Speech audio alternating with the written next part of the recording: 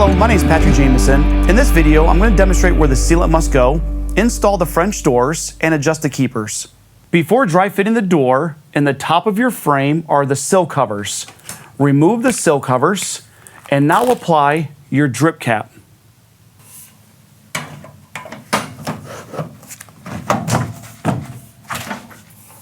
After dry fitting the door, apply your sealant around the perimeter of your masonry opening. Now the sealant's been applied to the opening, we can set the frame into the opening.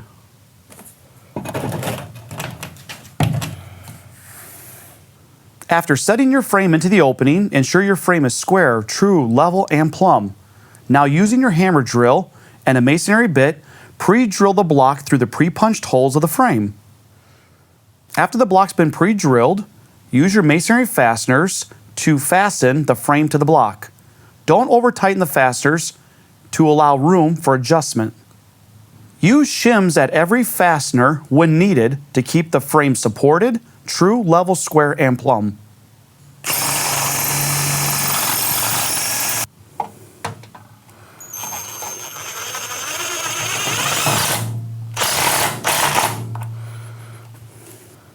Once you've started your masonry fasteners and the frame stays true, level, plumb, and square, you can now tighten all of your fasteners.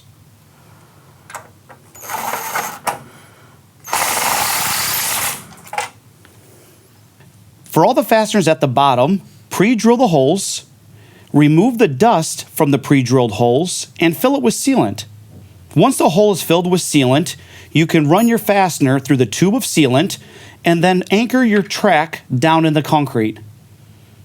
After inspection, you can now cap the head of the fastener with more sealant.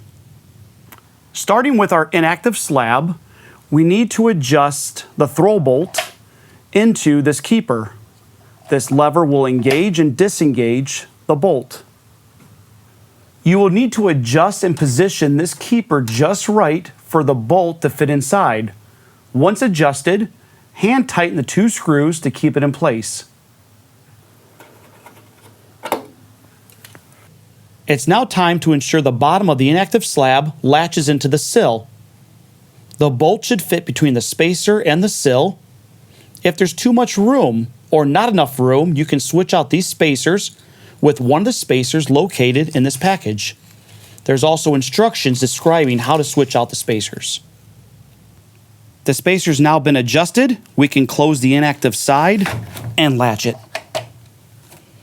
We are going to now repeat the same process on the active slab. The active slab has a 2-point thumb turn that will engage the top and bottom bolts.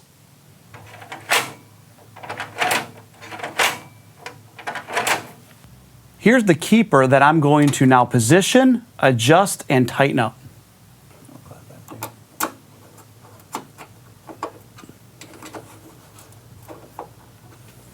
After the top of the active slab is adjusted, you can now come down here and adjust the spacers as needed.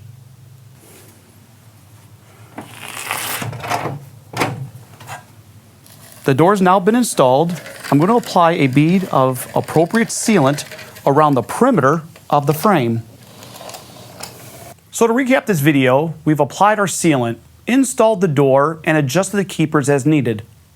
In the next video, I'm going to apply our sill covers and our fastener plugs into the frame.